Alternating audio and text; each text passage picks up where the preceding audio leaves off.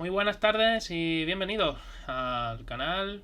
Bien, espero que llevéis un buen sábado, por lo menos un poquillo mejor que el mío, que he estado a punto de tener que retrasar el directo porque no me funcionaban los programas. Pero bueno, ya lo hemos solucionado un poco y la cosa va bien. Si me podéis decir si se me oye bien o no se me oye, que al final siempre estamos con las mismas.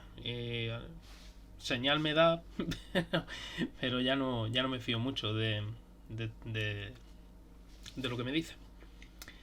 En otro orden de cosas, bueno, este directo iba a ser en principio pues un poco más para las dudas que podríais tener o dejar de tener o conservar.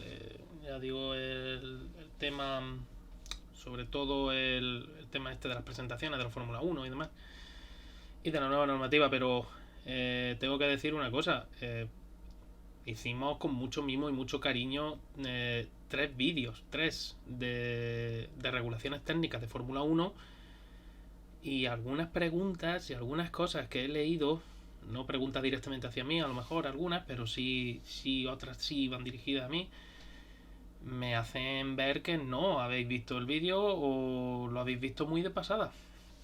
Por lo menos la primera y la segunda parte. Porque en la primera parte precisamente explicamos pormenorizadamente cómo iban a ser los coches en la parte delantera. Por qué el alerón ahora tenía, o sea, el ala delantera tenía que ir ahora un poco más levantada, por qué la suspensión podía cambiar también, por qué muchos de los motivos y muchas de las cosas que estamos observando en las presentaciones ahora de los coches, exceptuamos las de Red Bull, porque Red Bull lo que ha presentado ha sido la maqueta de la FIA. Han sido muy amables en enseñarnos la maqueta de la FIA con otros colores, para que veamos que también se puede pintar. En fin, el tema está en que hemos visto ya el render de Haas, que aunque poquito, pero había cosillas que se podían sacar. Hemos visto un coche funcional, como es el Aston Martin, que seguramente irá cambiando de aquí a Bahrein. Ya digo, todos. Lo que vamos a ir viendo son solo conceptos generales muy básicos. Y por supuesto hemos visto el McLaren, que se presentó ayer, que, que además presenta unas líneas generales bastante interesantes, que ahora después os iré comentando, pero de parte de Charlie, bueno, Charlie esta mañana, Charlie Barazal estaba bastante más mosqueado que yo en cuanto a las preguntas. Pero bueno, no voy a reproducir la conversación que hemos tenido esta mañana porque no procede.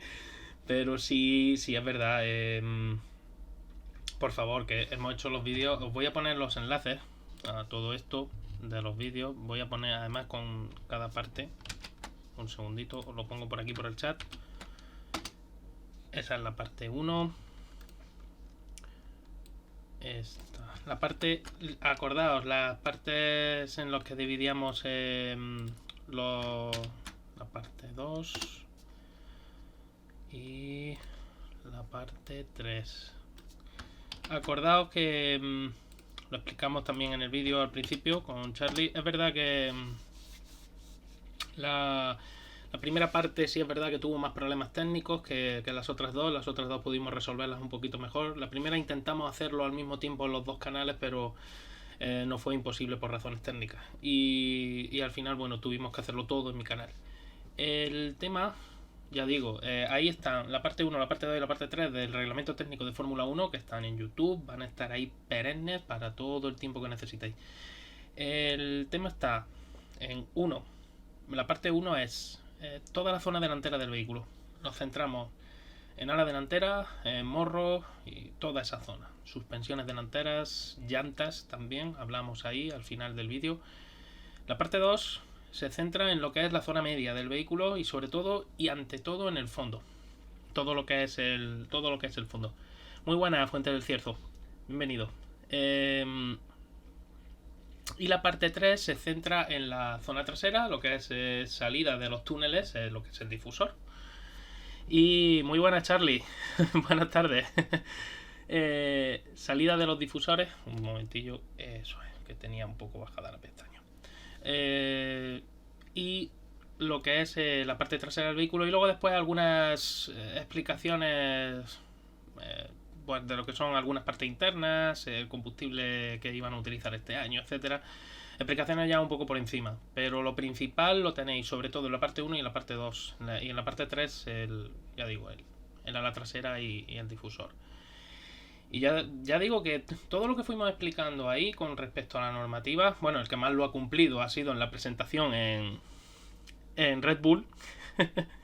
y ya digo, el resto, bueno, pues han ido presentando más o menos lo que fuimos explicando conforme a eso. Lo que pasa es que, bueno, siempre hay un pequeño grado de libertad, ya lo estuvimos advirtiendo, que la maqueta de la FIA nos enseñaba una representación o una, digamos, una estimación, no sería la palabra.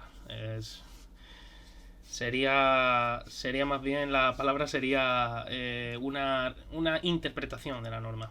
Y ahora, Haas nos ha enseñado otra interpretación de la norma, McLaren otra y Aston Martin otra, de momento. Red Bull no ha querido enseñarnos la suya. Ya supongo que luego más tarde nos la irá enseñando. Al menos eso espero, porque la gente si no les va a dar un soponcio. Voy a leer a ver que tenéis por aquí mensajes, a ver si nos atiende la gente, que luego preguntan por qué el murrato. Ya he dicho, Charlie, que no iba a reproducir la conversación que hemos tenido esta mañana. Pero bueno.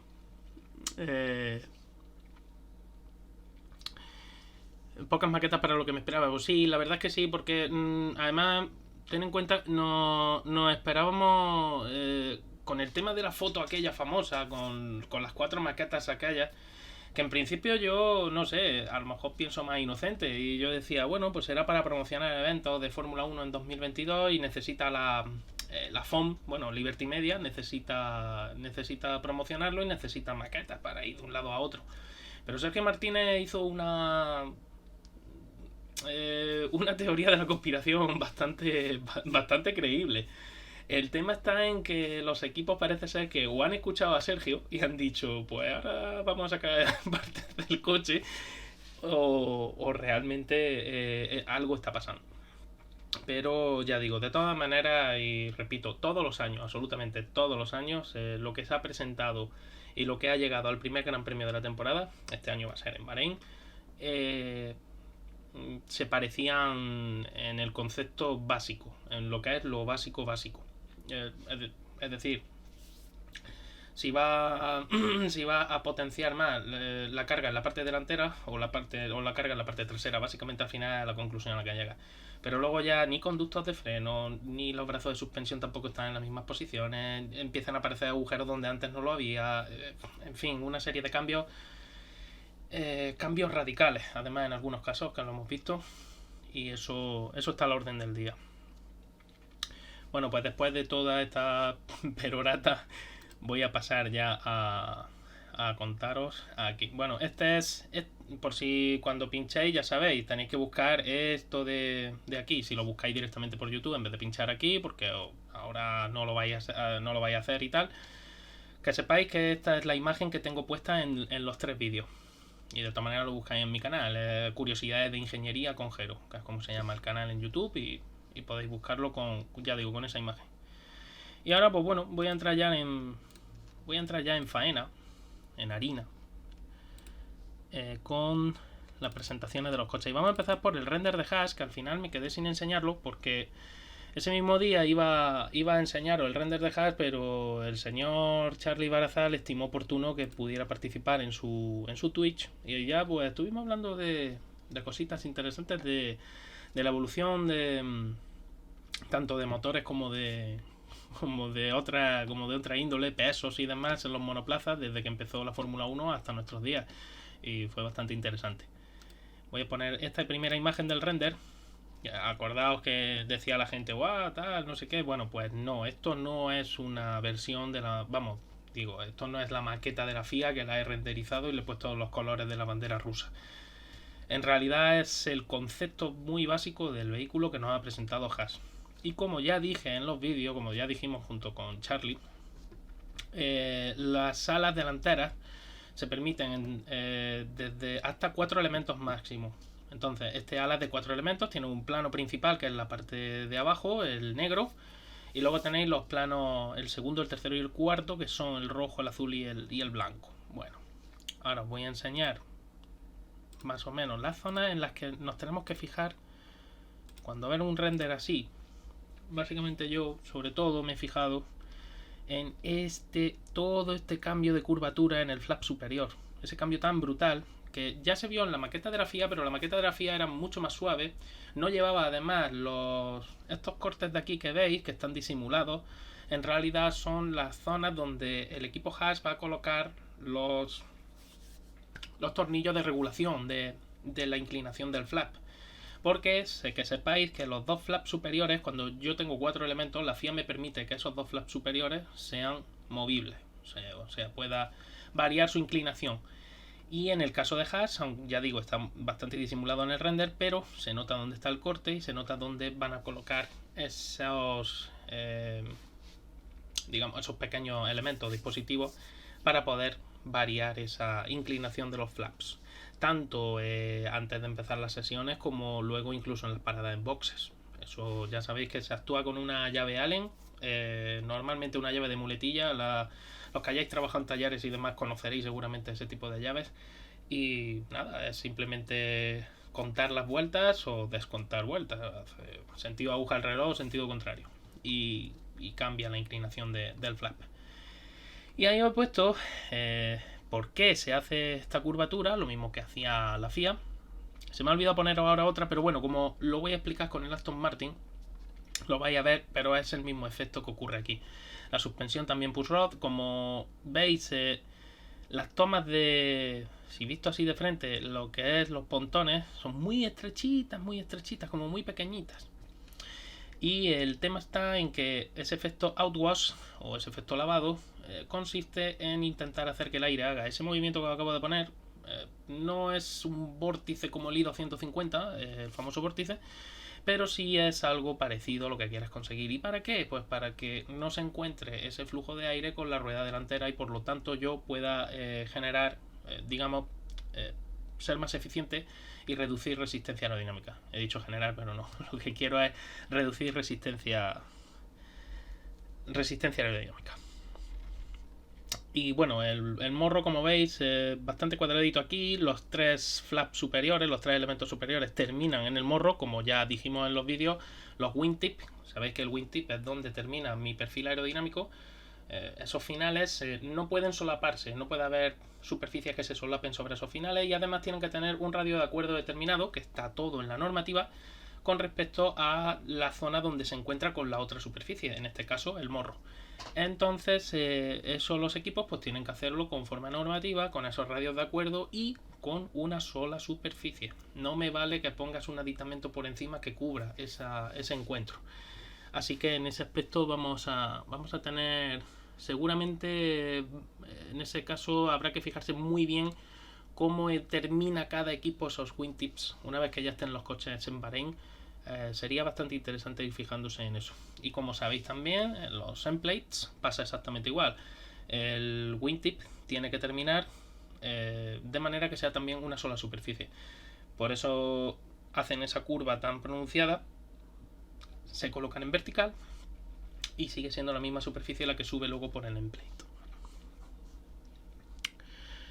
Y estaba buscando, vamos a ir poniendo la segunda imagen del render de Haas.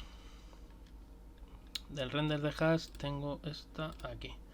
Esta es la toma la lateral, no se ve demasiado, la verdad, y ya sabéis que los renders normalmente no se enseña así, se enseña poco, muy poco o nada.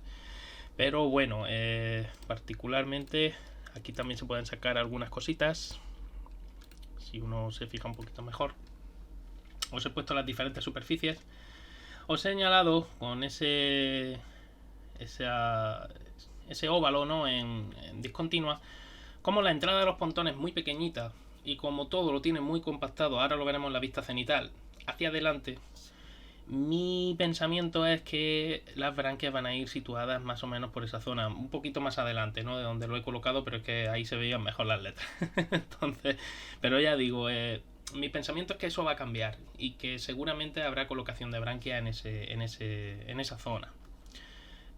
Por otra parte veis donde está la entrada a los túneles inferiores. Ya veis que esa, esa, esa pletina vertical que se coloca para cerrar la entrada al túnel por la parte exterior del vehículo lleva un escalón. Ese escalón no está ahí de casualidad, ese escalón quiere generar un vórtice. Ahí se va a generar un vórtice segurísimo para energizar el flujo que va por encima de toda esa zona, es decir, por la parte superior del fondo. ¿Para qué? Pues para que, digamos, se mantenga la capa límite más uniforme, se pueda llevar el aire por encima del fondo sin que ese aire trate de entrar por debajo. Cosa que estuvimos explicando también en los vídeos, porque si entra a la parte inferior, estamos perdidos. También faltaría el labio de spoiler, por supuesto, que eso lo van a llevar todos porque va a ser muy útil para conseguir evitar eso que acabo de decir, que el aire superior entre en la parte inferior del monoplaza, me lo levante y se arruine el efecto suelo. Y os he intentado dibujar más o menos, eso es aproximado, por dónde irían los túneles. Esas siluetas que os he dibujado por debajo, que veis que están desde que empieza el pontón por la parte de abajo donde pone hash y luego después hacia la parte trasera, más o menos por ahí irían los túneles. Y donde he cortado la línea, en ese área más o menos debería de generarse, tal y como está el render montado. Y repito, esto es un render, esto luego seguro que va a cambiar, pero si os fijáis, es lo que quiero que os fijéis, si el coche que se presente luego tiene otra fisonomía, lo que tenéis que buscar siempre es eso, esa zona donde ese túnel ha bajado y donde el túnel empieza a arrancar de nuevo. Y más o menos en ese área, aproximadamente, ahí debería de generarse el Venturi, el gran Venturi, el fuerte, porque va a haber dos zonas. Veis que hay luego aquí una zona donde de nuevo se levanta bastante, que es la zona del difusor. Ahí se va a generar otro crack pressure, pero va a ser menos potente. El potente va a ser ese que está debajo de las letras de hash. Ahí en esa zona donde se corta, en el render sería ahí. Repito, en el vehículo que se presente luego en Bahrein o que veamos luego, a lo mejor esto está desplazado hacia adelante o está desplazado hacia detrás, donde le interesa al equipo. Y voy a leer el mensaje que me estáis dejando por aquí. Y me toma en la calle. Bueno, sí, pero en verdad, un segundito. Espera, por aquí, que me ha saltado aquí una cosa que no sé ni lo que es. Joder. Estoy yo también bien. En fin. A ver, ¿dónde estás? Que no te veo. Esto... Pues no lo voy a encontrar. Lo que yo quería volver. ¿Ves? Bueno, pues nada. Una alerta que me había saltado otra cosita, pero bueno.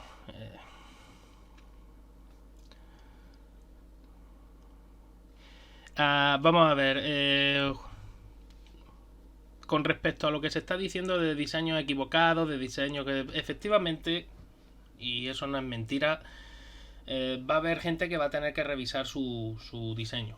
Eso que no os quepa la menor duda.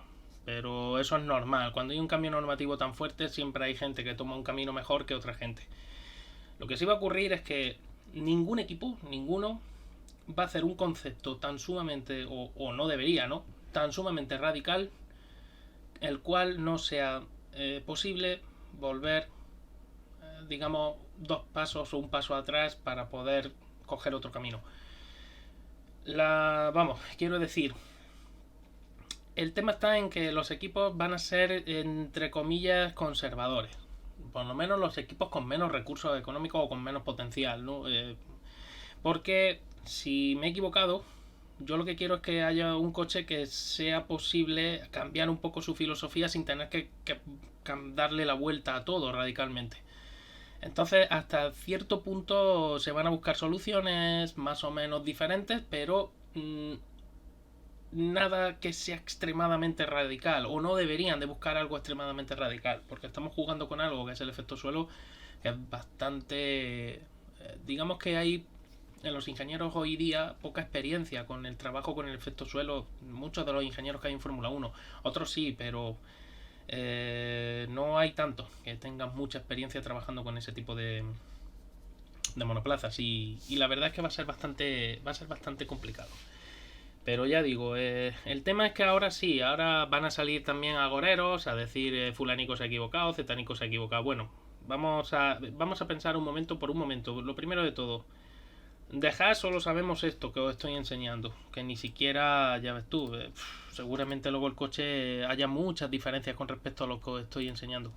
Os voy a poner la vista cenital, que es a lo que me refería a eso de los pontones, ahora ya os lo explico. De Aston Martin sí, lo hemos visto en un shakedown, pero ya sabemos lo que es un shakedown, aunque haya gente como, en fin, no voy a decir el nombre, que diga que un shakedown puede durar 3 días y tal y cual. Bueno, en fin, un shakedown está limitado a 100 kilómetros, está limitada la velocidad a la que puede circular y los neumáticos te los proporciona Pirelli exclusivamente para ese evento. Aston Martin ha hecho el shakedown, pero eso no significa nada. Eso no significa absolutamente nada. Aston Martin todavía sigue sin tener datos reales de circuito de cómo realmente o cuál es el límite de su coche. Y de McLaren solo sabemos lo que vimos ayer. De Alpine, de Alfa Tauri, de Mercedes, de la propia Red Bull, no sabemos nada.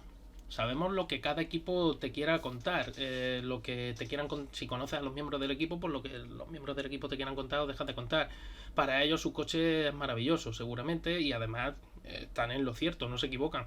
Pero hasta que no aparezca la comparativa en pista con los demás coches, no sabremos realmente dónde está cada uno. Y eso me gusta porque sí, claro, esta gente se tira a la piscina y dice, pues este y este se han equivocado en el diseño, porque yo lo valgo. Luego resulta que sí, que efectivamente, pues la pista luego demuestra que yo te dije hace 2 semanas o hace un mes que esos dos, así que para que tú luego ya te creas todas las bolas que te voy a ir soltando. Pues, en fin, ya os considero lo suficientemente inteligentes como para tomar con pinzas toda esa información, toda esa cantidad de información absurda que sale de un montón de sitios y ya digo, tomarlo todo con pinzas y esperar realmente a lo que dictamine la pista. En los entrenamientos de Montmeló si se filtra algo y en los entrenamientos de Bahrein y luego sobre todo y ante todo donde ya no se puede donde ya los equipos no pueden esconder en el primer Gran Premio de la temporada y a partir de ahí pues cada Gran Premio irán evolucionando. Estos coches van a ir evolucionando mucho a lo largo de la temporada, no os preocupéis que incluso el que empieza un poco más torpe no quiere decir absolutamente nada. Puede ser que en un mes y medio o 2 meses de repente tengas un coche que es muy competitivo y el otro coche que parecía al principio muy competitivo se estanca en esa evolución un poco. Así que vamos a esperar y vamos a dejar que el mundo siga girando. Y yo sé que, claro, el invierno es largo y la gente tiene poca paciencia, pero ya digo que hay que esperar y valorar luego conforme a lo que se vea en pista. Aquí lo mismo, he señalado dónde está el verdadero corte del túnel, ahí arriba, en la parte de arriba, porque lo que es la tapa motor, luego como tiene varias curvaturas, también explicamos eso en los vídeos, y aquí veis dónde estaría el túnel realmente, por donde circula, y esa zona de ahí que es realmente plana, y que curiosamente, acordaos que el año pasado se hizo el corte en el fondo plano, fue para recortar carga aerodinámica que se generaba, bueno, más que carga, digamos para que el suelo no generara tanta depresión, quitarle un poco de potencia aerodinámica al suelo. En este año los equipos siguen aprovechando ese corte, ya digo, y ¿para qué? Pues para guiar mejor el túnel, realmente les viene bien. Y luego, bueno, ahí os señalaba que no estaba el DRS, el mecanismo DRS, pero el alerón sí es seguramente el que vayan a usar o algo muy muy parecido. Y del Haas poco que contar, esa forma tan abultada del pontón, tan echada hacia adelante, que me hace pensar que al final colocarán branquias, ya digo, en la parte superior, ¿no? Porque necesita refrigeración. Lo que pasa Y eso ahora también lo voy a explicar ahora un poquito más tarde. Lo que pasa es que luego hay que tener en cuenta otros factores también cuando colocas esa branquia. Y ahora ya os iba a enseñar la parte trasera, que como veis ahí se ve muy poquito, por no decir casi nada. Pero bueno, se pueden ver los diferentes. Ahí vemos un difusor muy sencillo, que ya os digo que eso no va a ser así. Eso que he dibujado a la izquierda sería parte del un aditamento que aísla. De hecho, ahí se colocarán seguramente superficies aerodinámicas para ayudar a generar un poquito de carga. Esa parte se aislará del difusor, porque el difusor realmente ahora va a ser la salida de los dos túneles. Lo que no quieres es que el aire sucio que genera la rueda trasera en la parte delantera se mezcle con la de los túneles. Y el tema está en que es bastante fácil que la rueda perturbe ese aire y por lo tanto cambie el sistema de presiones. Si cambia el sistema de presiones y el coche se eleva, volvemos a tener el problema del que hablábamos al principio. Yo no quiero que el aire entre por debajo del vehículo. Y luego os he dibujado el wing wing, que es esa zona que está justo encima del difusor. El wing wing va a interactuar sí o sí con el aire caliente que salga de la tapa de motor. Por eso digo que las branquias van a ser controvertidas. El tema de situarlas, saber dónde las sitúan.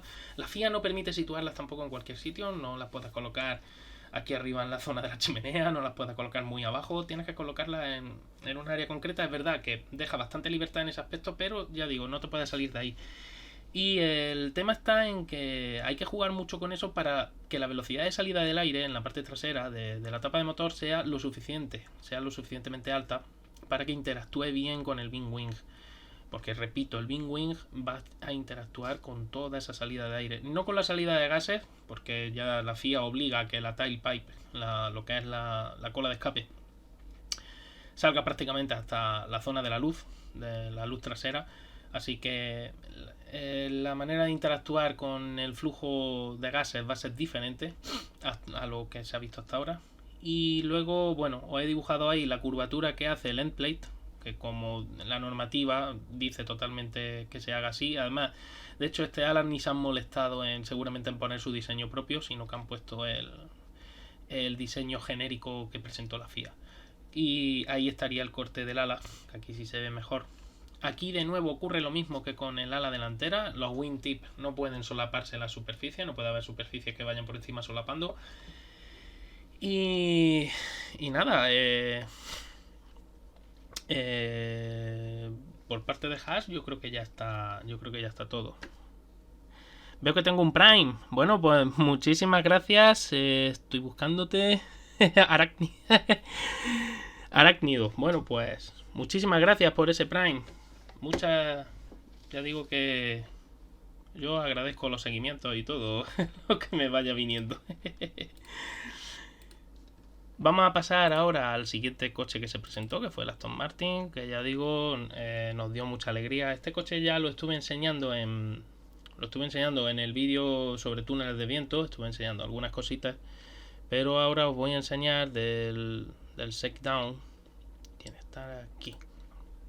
Las fotografías del shakedown, que este coche ya sí es totalmente funcional, además está clarísimo que es funcional. Vale, tenemos aquí el coche, como veis la configuración del ala. Había gente que decía en el shakedown cuando vieron el vídeo que parecía que tenía 3 planos en vez de 4, no. Lo que ocurre es que Aston Martin levanta mucho la punta de ese plano principal y entonces en algunas fotos de frente se solapa el plano principal con el otro plano. Recordaros que la separación que hay entre diferentes elementos de un ala está también regulada por la FIA y está en torno entre los 5 milímetros y los 15 en el ala delantera. En el ala trasera recordad que eran 10 milímetros mínimo. En el ala delantera entre 5 y 15. Entonces hay zonas en las que Aston Martin, pues ya digo, en este coche ya se ven algunas cositas muy interesantes que ahora os voy a enseñar. Lo principal, ya digo, básicamente para que vayáis aprendiendo un poquito. Ahí os he señalado las dos GoPro que lleva. ¿Por qué se usa una cámara de este tipo en un shakedown? Bueno, pues en un shakedown, como realmente no puedes probar el coche a una velocidad alta, la superficie aerodinámica no va a ver cómo trabajan a esa velocidad alta, pero sí puedes ver otras cosas. Puedes ver problemas de ensamble, puedes ver si hay alguna pieza que empieza a flectar más de la cuenta porque resulta que el tornillo que habías diseñado tendría que estar posicionado en otra parte. Todo ese tipo de detalles. Sobre todo fijaciones, cómo va el monoplaza y cómo se comporta a nivel de fijaciones y de que todo esté bien ensamblado y que se vea robusto. Aquí os he señalado todo el área inferior que deja el ala delantera. Os repito, el ala delantera tiene que estar por normativa 100 milímetros a 100 milímetros de altura, no sobre el suelo. Esos 10 centímetros es sobre el plano de referencia. El plano de referencia es la plancha que llevan los monoplazas debajo del coche. Os recuerdo que los coches, aunque ahora van a llevar dos túneles inferiores para hacer el Venturi y tal, todavía en la zona central, tanto 150 milímetros hacia un lado como 150 milímetros hacia el otro, llevan una plancha, la plancha que mide el desgaste del fondo. Entonces, el ala delantera, medida en estático, tiene que estar lo que es la altura libre, lo que es la punta del ala delantera, tiene que estar 100 milímetros por encima del plano donde se encuentra la plancha inferior del vehículo. Así que en realidad la altura del vehículo, la altura del alerón, de la punta del alerón en esta foto, aproximadamente vendría a ser entre unos 150 milímetros, 160 milímetros aproximadamente. Los endplates están más bajos y además eso es bueno porque así puedo aprovechar mejor el efecto de estos vórtices que os he señalado aquí. Vórtices mucho más pequeños, mucho menos potentes de lo que era el I250 porque no tenemos puntas abiertas, pero sirven pues para eso, para limpiar el flujo y en el caso del interior para mantenerlo que copie la línea del morro y que vaya hacia la refrigeración. De ahí también la forma de la refrigeración en los pontones. En estos coches vamos a ver mucho, y de hecho en el McLaren ahora también lo vais a ver, cómo se han hecho minimalistas los pontones para reducir también un poco la firma aerodinámica, pero se juntan hacia adentro, digamos, y lo que se busca es que el flujo de aire acompañe lo mejor posible a lo que es el morro y lo que es el chasis del vehículo, para que ese aire se dirija directamente a la refrigeración. Aquí os he señalado que lleva cinta. Aquí la cinta, como ayer dijo Sergio, ni se han molestado en poner cinta negra, han puesto cinta plateada de la que tuvieran en ese momento, cinta de helicóptero. No, bueno, esta no es de helicóptero, esta es cinta de carrocero. Precisamente para tapar los frenos, porque si no recuerdo mal, ayer hacía bastante frío en Silverstone. Muy buenas, Agnes. Buenas tardes. Y ya digo, aquí ya veis un ala bastante más agresiva y lo mismo os explicaba, os voy a poner la imagen que puse en el vídeo de los túneles de viento, porque en esta concretamente veis el área que está, esto lo he modificado un poquito para enseñaros alguna cosa más, y este área de aquí que marqué donde pone Aramco en el ala delantera, ese área va a ser donde se va a generar la mayor carga aerodinámica en el ala. Toda la zona exterior y la zona interior también va a generar carga, eso vamos, y el plano principal y todo, pero la mayor parte de la carga aerodinámica se va a generar en esa zona concretamente. Y eso no es baladí que se genere ahí, porque ese aire se va a dirigir hacia arriba y va a esquivar lo que son las suspensiones, va a esquivar la rueda, etcétera, y no va a molestar al resto del flujo que se dirige tanto hacia los túneles como hacia la parte superior del coche. Volviendo a la foto que os he enseñado de ayer del shakedown, ya os digo, aquí está la cinta, la scoop, bueno, la toma de aire superior, el snorkel, como veis son muy diferentes a los que presentó la FIA. La FIA presentó un diseño mucho más minimalista, más pequeñito. Los coches no, estos coches están presentando un diseño bastante más grande porque las unidades de potencia necesitan esa alimentación tanto para electrónica, para enfriamiento de la electrónica, como para alimentación del motor y como para enfriamiento de diferentes intercoolers, de intercambiadores de temperatura para enfriar el aceite y los sistemas hidráulicos del vehículo. Como veis, os he señalado también dónde está el brazo superior y quiero que veáis dónde está el pontón, más o menos en esta imagen, también se ve en la otra. porque esa posición tan un poco más baja que busca Aston Martin, incluso inclinada hacia el lado contrario, ya sabéis, se busca la posición más baja posible para no interferir demasiado en el flujo que va por encima, para que ese aire luego no tenga problemas para copiar lo que es el contorno del vehículo y el contorno de la tapa de motor. Así que en ese aspecto, esta imagen la verdad es que está bastante bien. Repito que esto va a cambiar. Ahora mismo estamos viendo esto y luego después de repente nos sorprende con otra cosa. Aquí veis también la diferencia de altura. ¿Veis dónde está? ¿Dónde termina el coche? Justo por debajo donde pone las letras Aston Martin, en donde entra el túnel. Veis que debajo está todo recto. Bueno, pues ahí es donde estaría más o menos situada la plancha esa que os acabo de decir para medir el desgaste del fondo. Pues desde ese plano hasta la punta del ala, ahí debe de haber 100 milímetros de altura. Entonces, ahí es donde se mide realmente, no al suelo. La altura libre al suelo de lo que es la plancha con el suelo, ahí sí, ahí se miden 50 milímetros. Por eso os he dicho que aproximadamente deben de ser eso, como tiene que ser un mínimo de 100, pues deben de ser alrededor de unos 150 milímetros. 150, 160, 155, lo que el equipo considere oportuno.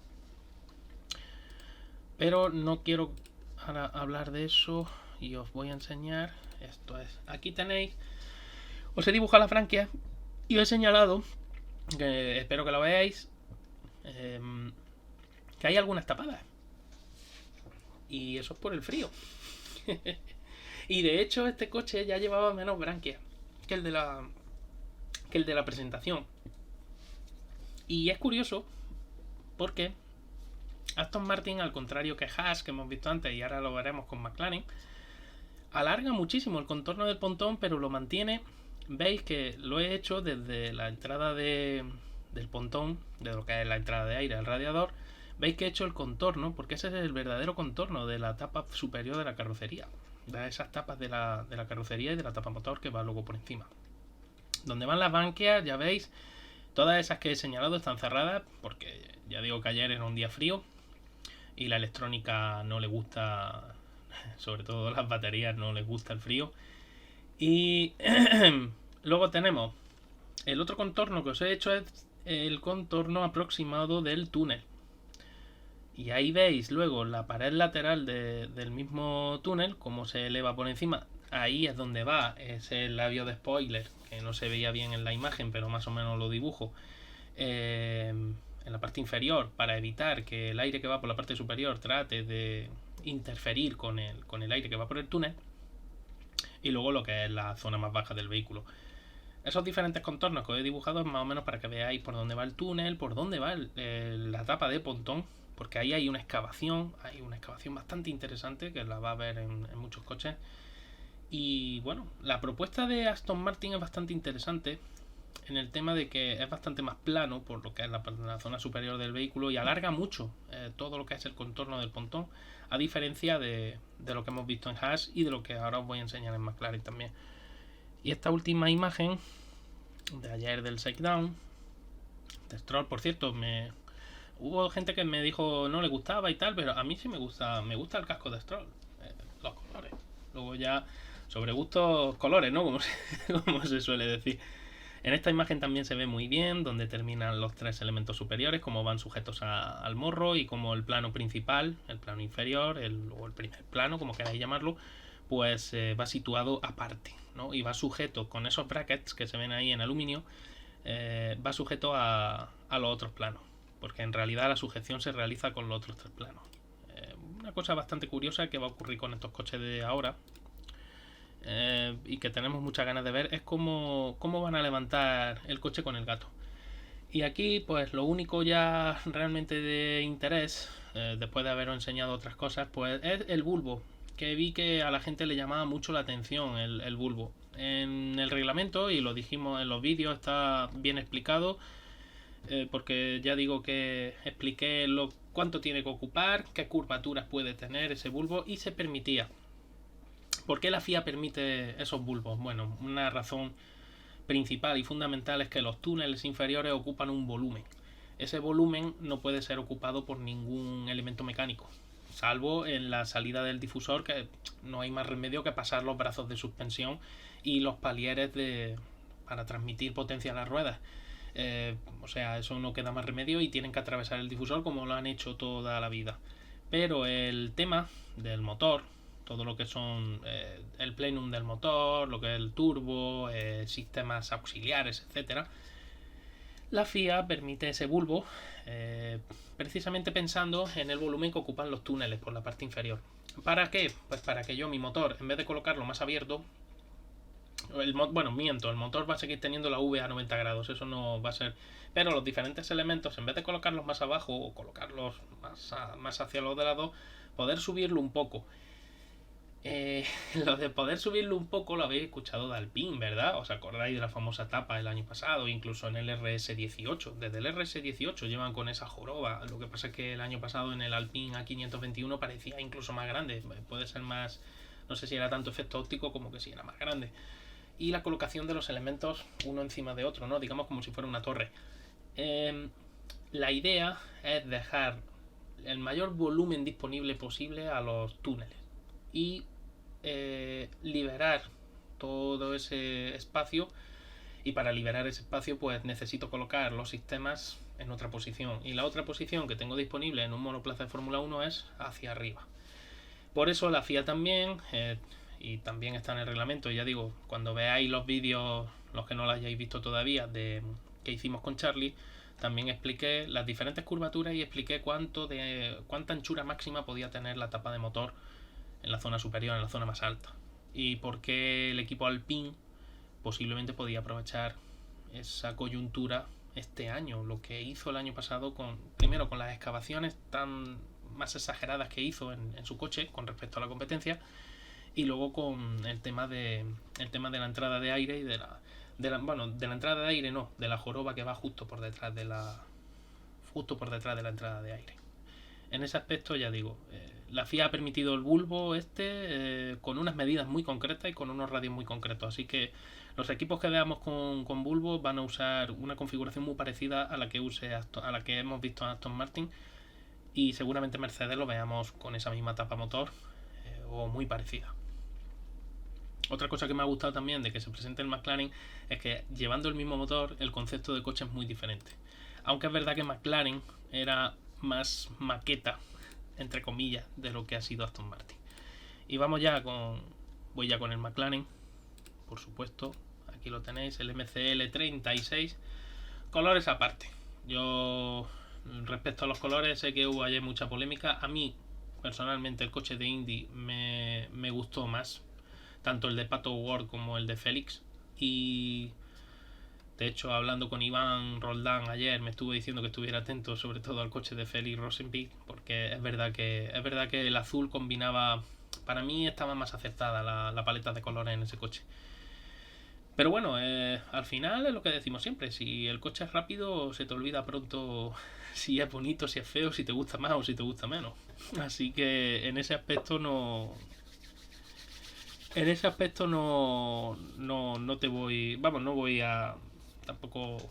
Cada uno tiene sus gustos, pero al final, si el coche es rápido, pasa a un segundo plano el aspecto.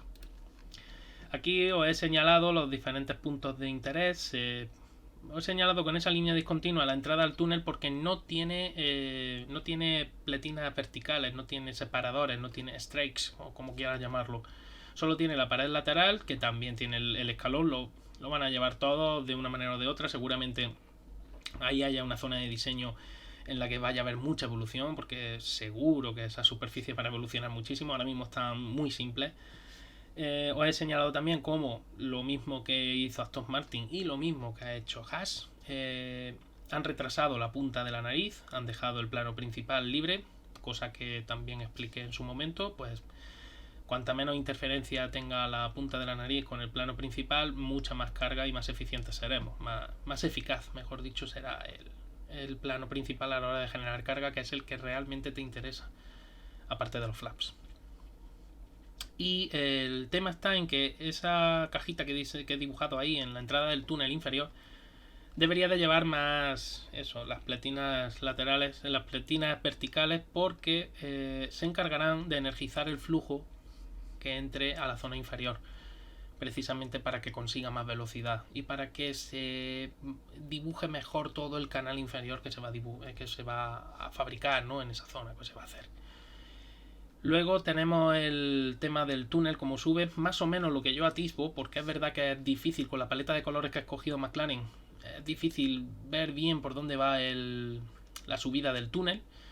Y como veis, pues ocurre algo parecido a lo que ocurre con Aston Martin y a lo que ocurría con Haas. Más o menos la zona del Venturi va a ser pues, donde veis la V de Velo, aproximadamente entre la V y la E de Velo, más o menos ese área aproximada.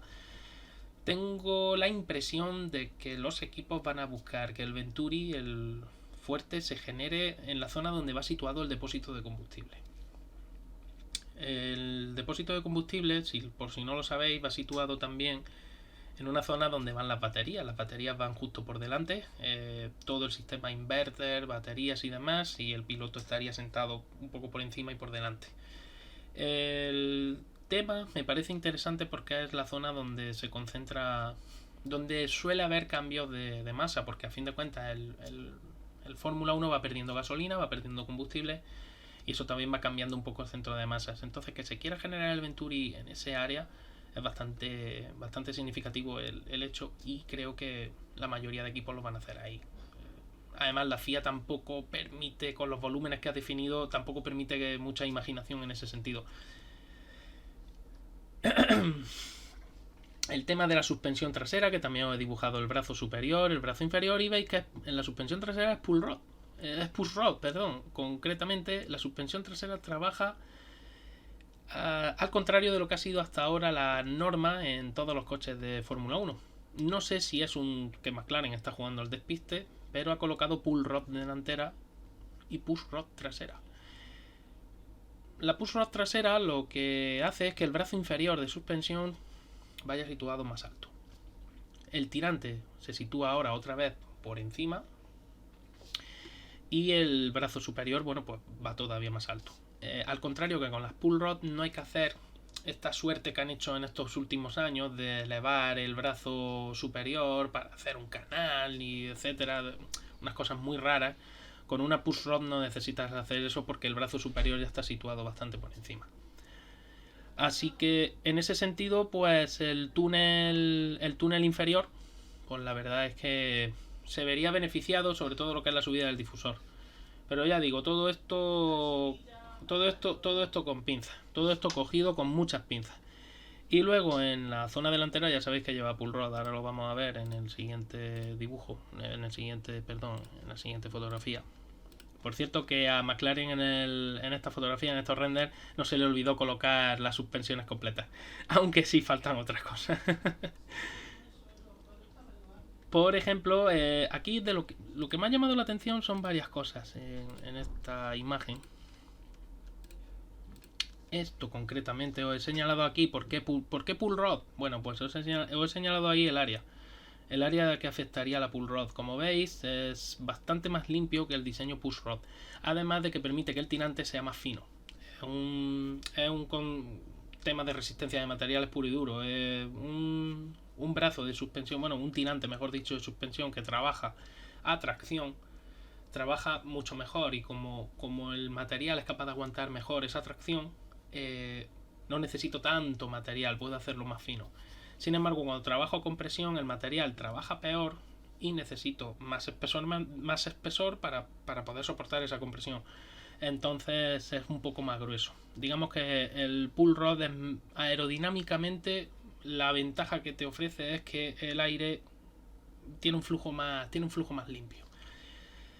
Cinemáticamente es lo mismo que una push rod, no hay diferencia significativa. Uno trabaja a tracción, otro trabaja a compresión, la suspensión interna trabaja prácticamente de la misma manera, y lo que sí hay es una diferencia del centro de balanceo, o del roll center, como se dice en inglés.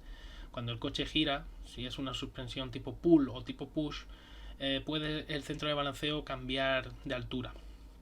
Lo que interesa con el centro de balanceo siempre es que esté, por supuesto, centrado en la línea longitudinal del vehículo. Eso es fácil porque las suspensiones son simétricas. Y lo segundo es que esté situado lo más abajo posible, que es lo más abajo que se pueda situar. Y con el tipo pull rod es bastante más difícil de obtener esa bajada del centro de balanceo que con el tipo push rod.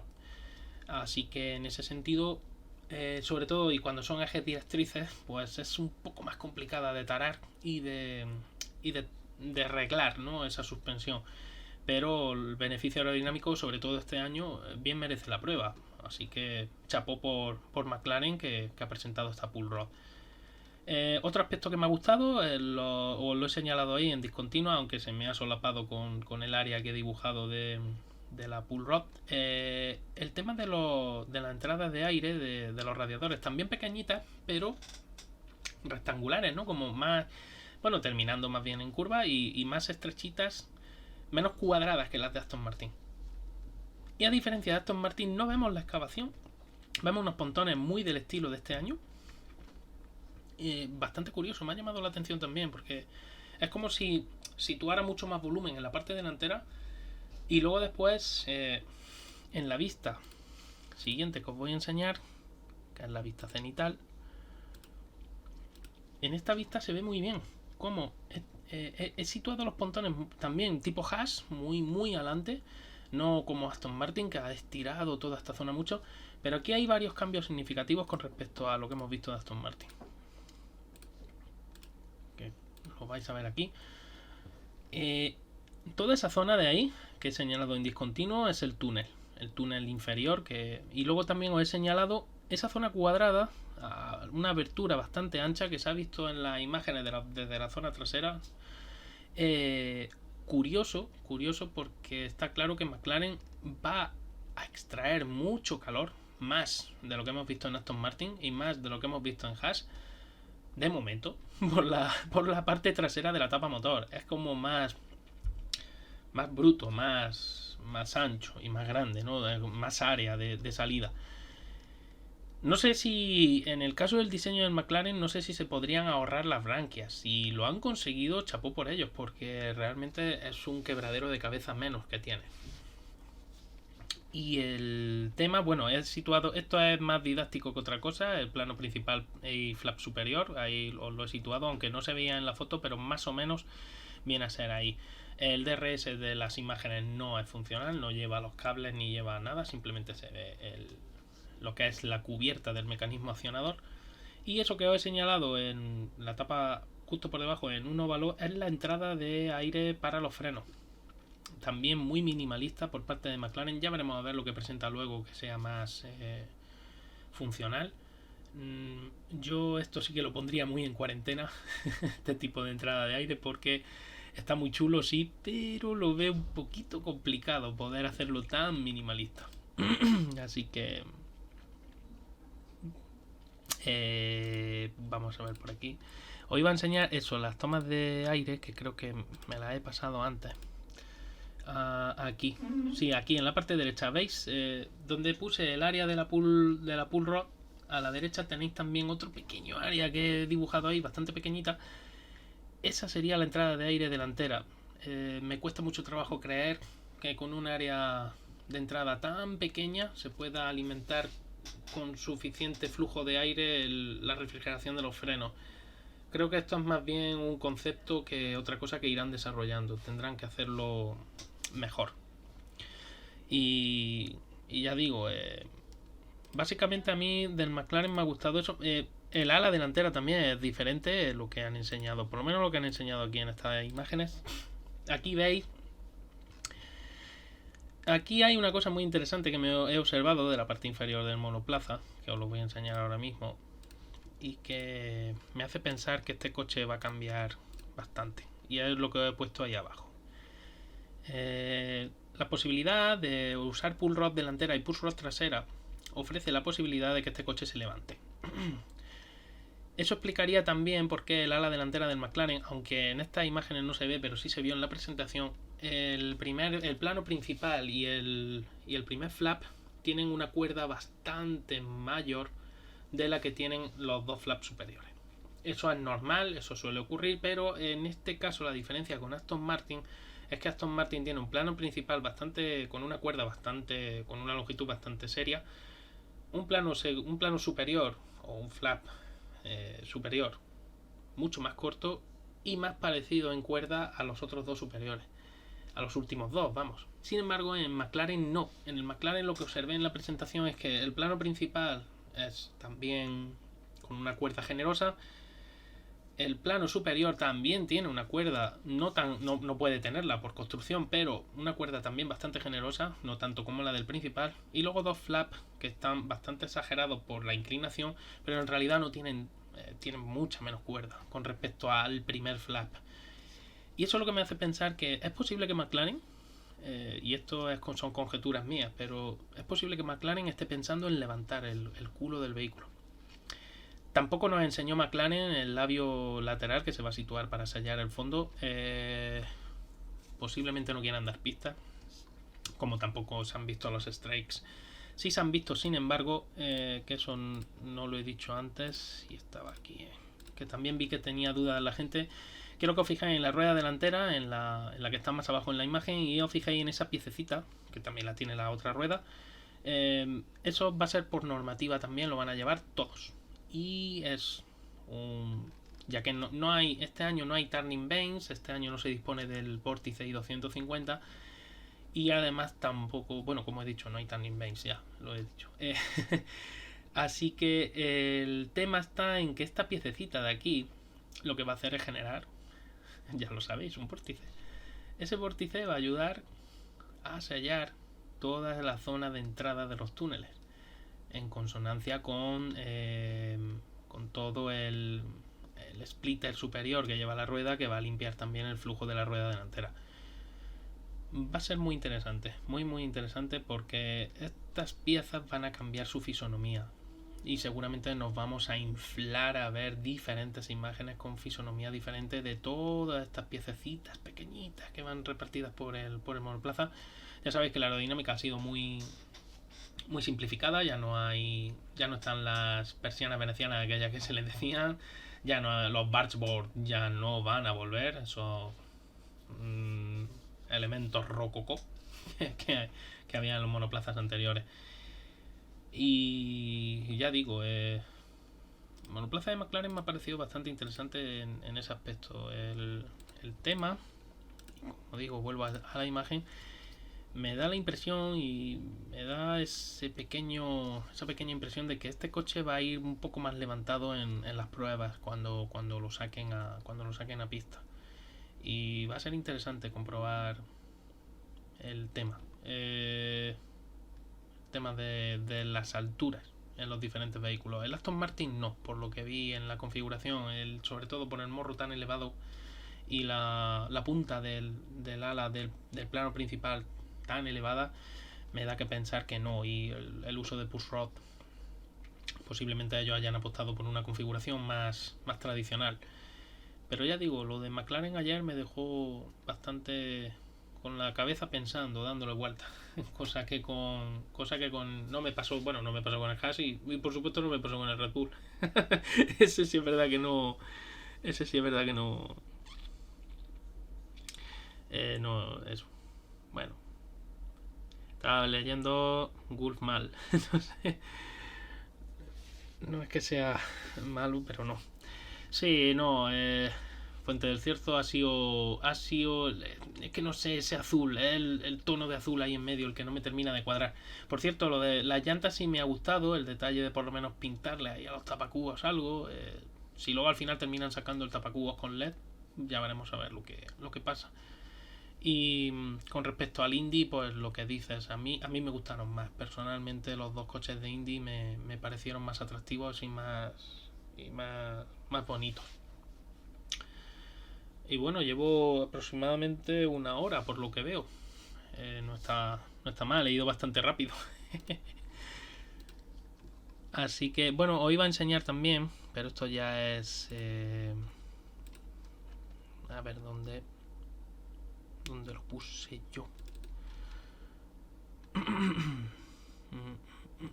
Aquí. Esto que os voy a enseñar ahora, esto es lo que dice la normativa con respecto a las branquias, esas de las que hemos estado hablando.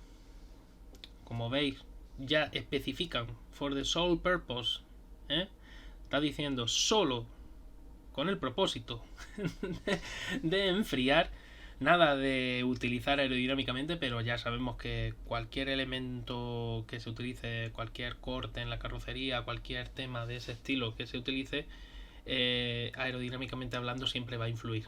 El hecho de que tú coloques más branquias, más superficie, hace que la resistencia aerodinámica aumente. Eso empezando por ahí.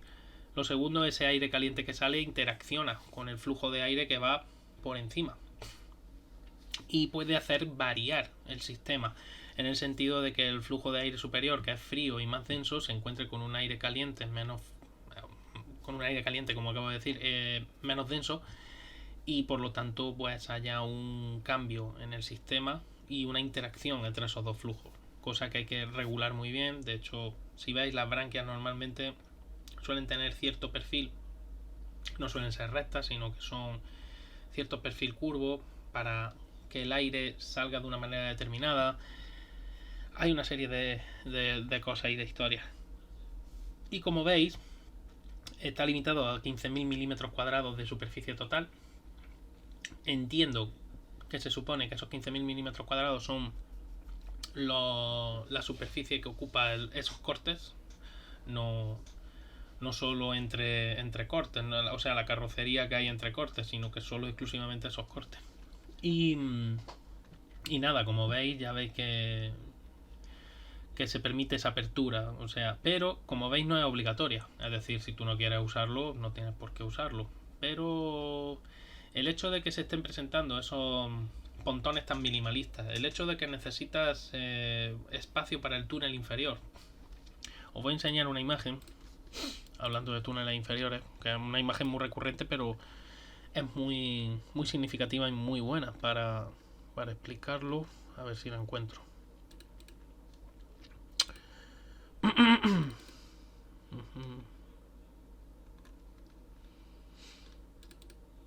No lo voy a tener. A ver si... Sí lo voy a tener. Esto era en este. Pues no lo voy a encontrar ahora. Me va a dejar por embustero. Sí está aquí la imagen. Esta es la que os quería enseñar. Este es el famoso diseño de Lotus.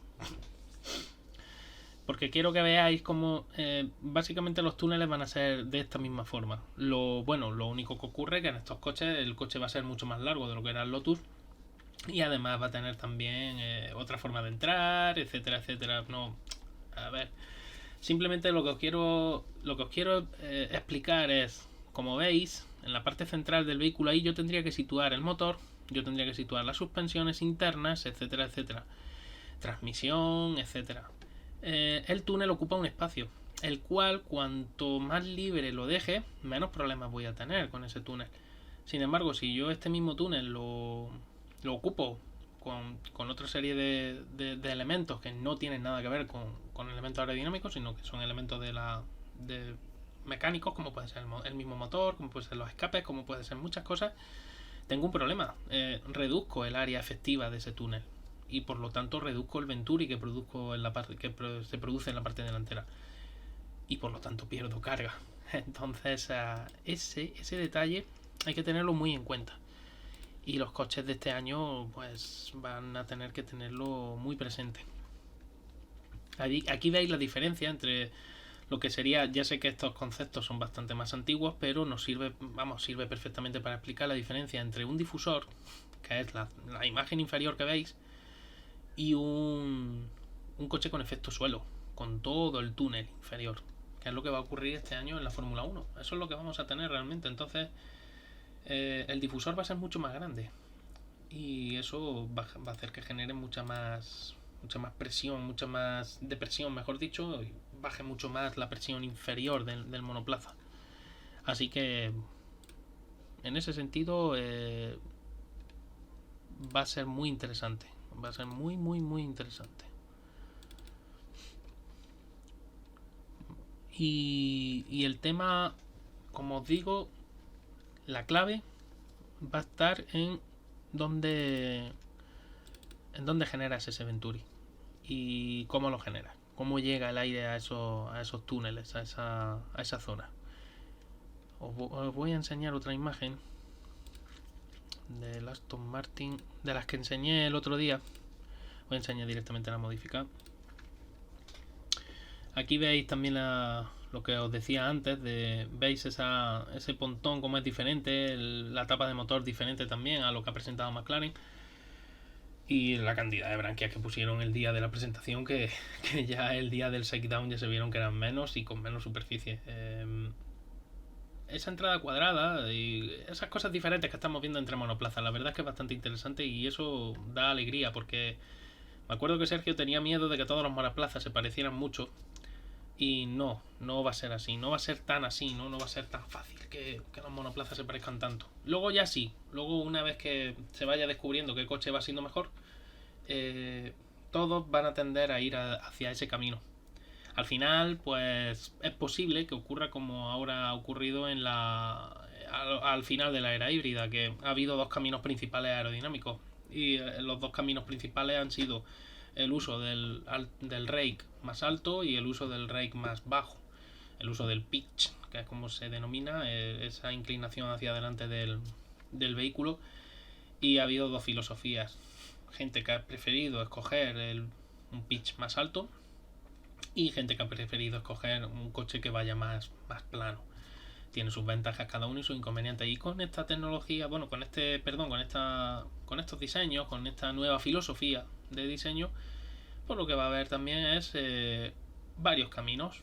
Luego se irán descartando algunos y al final posiblemente queden 2 o 3 caminos fundamentales, y esos serán los que se adopten a lo largo de estos años hasta que llegue el año 2026, que como sabéis hay hay cambio en la normativa con respecto a los motores. Va a haber un cambio bastante importante y por lo tanto seguramente los coches tengan que cambiar otra vez de fisonomía para ayudar a que esos cambios sean mejores. No sé si tenéis alguna pregunta, alguna cuestión, alguna duda o curiosidad simplemente que queráis contar. Si queréis escribirme por el chat algo. Voy a poner esta foto. Esta la verdad es que me ha gustado mucho. Por cierto, una curiosidad, cuando veáis en un test o en un shakedown con piso seco, que se colocan ruedas de lluvia extrema en este caso, que no son las intermedias, básicamente se hace porque el compuesto de goma que se usa para la escultura de estas ruedas, de estos neumáticos, es capaz de funcionar a temperaturas realmente bajas, por debajo de los 7 grados. El tema está en que estos coches necesitan de esa temperatura en las gomas, sobre todo a baja velocidad, y en un shakedown es muy importante que las ruedas estén a una temperatura adecuada y que sea un compuesto bastante blando, porque el coche rueda a poca velocidad y no genera toda la carga que debería de generar y no calienta las ruedas como debería, aparte de otros menesteres. Y no es bonito estrellar un coche en un shakedown ya empezar el shakedown mal. Mejor que sea solo por fallo mecánico y que se pueda arreglar a que sea por otros temas. Y lo único fuente de cierto que la normativa lo único que exige es que Pirelli te presente unos neumáticos exclusivos para shakedown, pero Pirelli lleva neumático de lluvia y lleva neumático seco. Entonces, claro, ¿qué ocurre? Que cuando la temperatura es muy baja, pues lo que hacen los equipos es colocar el neumático de lluvia simple y llanamente para no complicarse la existencia. Pero los compuestos que se usan en este tipo de actos, que son publicitarios básicamente, y los equipos aprovechan pues para comprobar sistemas, para comprobar que todo va bien, que el coche, los sistemas electrónicos e hidráulicos funcionan como deben de funcionar y que los ensambles, como he dicho al principio, pues están correctos y no hay que variar ningún diseño, no hay que intentar, no hay ninguna falla importante. Seguramente, estamos hablando de prototipos, en un shakedown te puedes encontrar pequeños problemitas del ensamble de alguna pequeña pieza o del pegado de otra pieza que que no ha llegado a tiempo y que cuesta, bueno, pues se ha hecho prisa y corriendo y no se ha pegado bien, etcétera. Problemas muy menores y de muy poca importancia. Realmente hasta que el coche no rueda a velocidades de, digamos, de prueba real, no puede, realmente no puede saber cómo se comporta. Aquí simplemente lo único es averiguar que el coche por lo menos no se cae. No se te van cayendo trozos por la pista, ni nada por el estilo, ni vas desparramando líquidos, ni historias.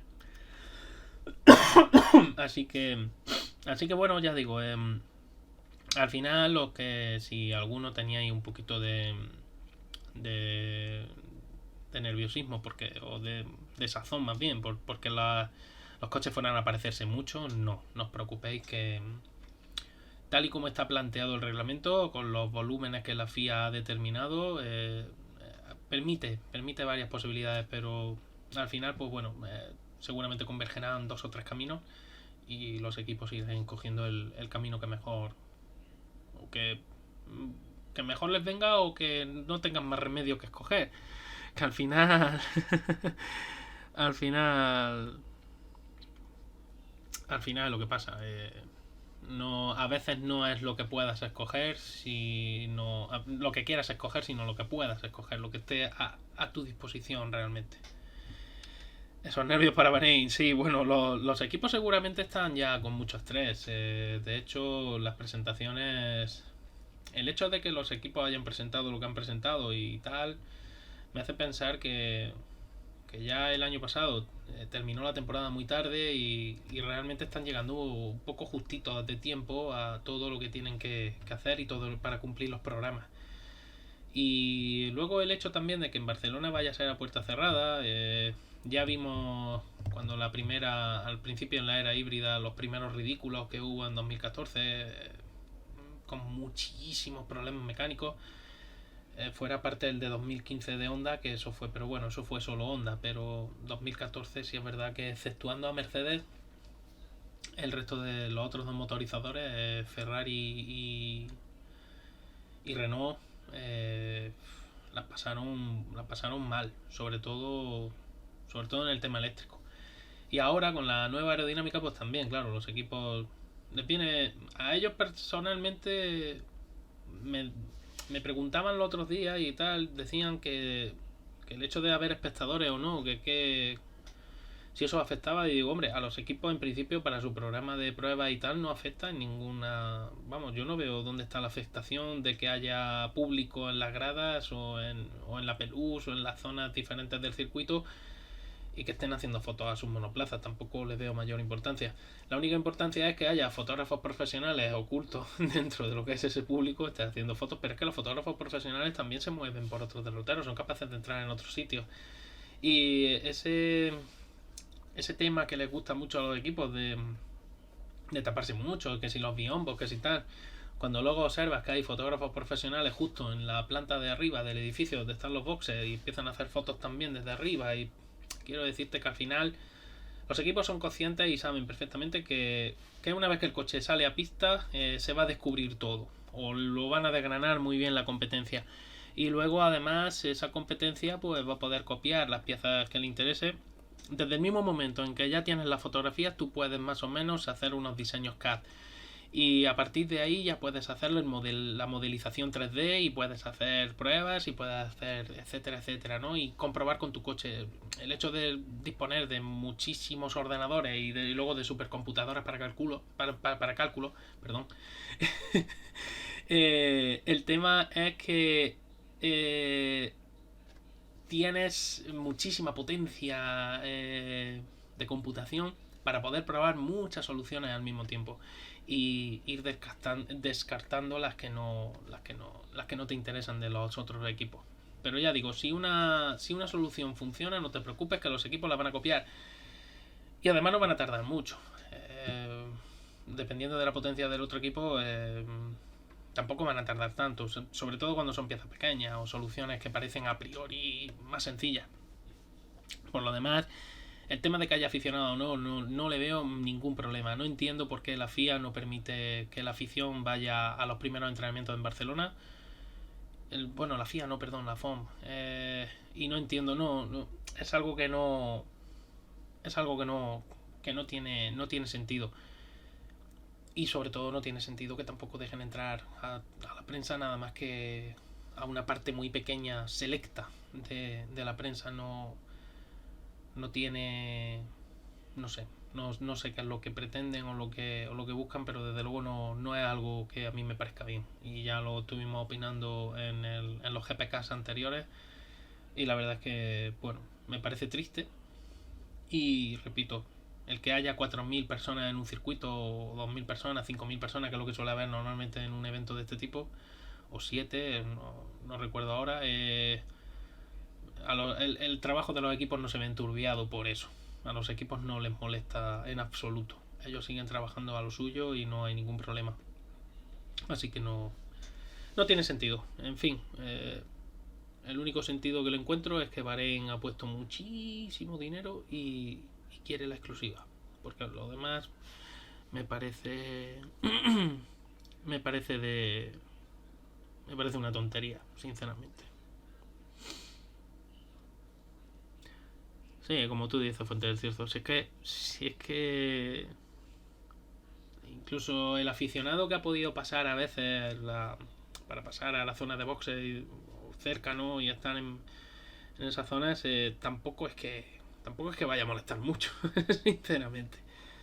Y no sé, a mí personalmente me entristece, pero bueno, ya veremos a ver en años venideros si vuelven a hacer lo mismo o ya deciden ser otra vez un poco más normales. Pues nada, si no tenéis muchas más dudas, me quedo aquí con el casco de Stroll. Hablando de Bahrein, la renovación. Interesante. Están echando toda la carne en el asador, como se suele decir, porque me parece exagerado. Yo no sé, en los últimos años, corregidme si me equivoco, recordadme si ha habido algún circuito que haya renovado por ese tiempo, por tanto tiempo. Me refiero no de estos, o sea, del año pasado que hemos visto que se firmó el contrato con circuitos que no se sabía muy bien ni cómo iban a salir y se firmaban contratos kilométricos, pero bueno, eso ya no me refiero. Me refiero a las renovaciones, sobre todo de los circuitos clásicos, de los que conocemos todos. Eh, no sé, a mí personalmente me parece una locura renovar un circuito por tanto tiempo, pero ellos sabrán.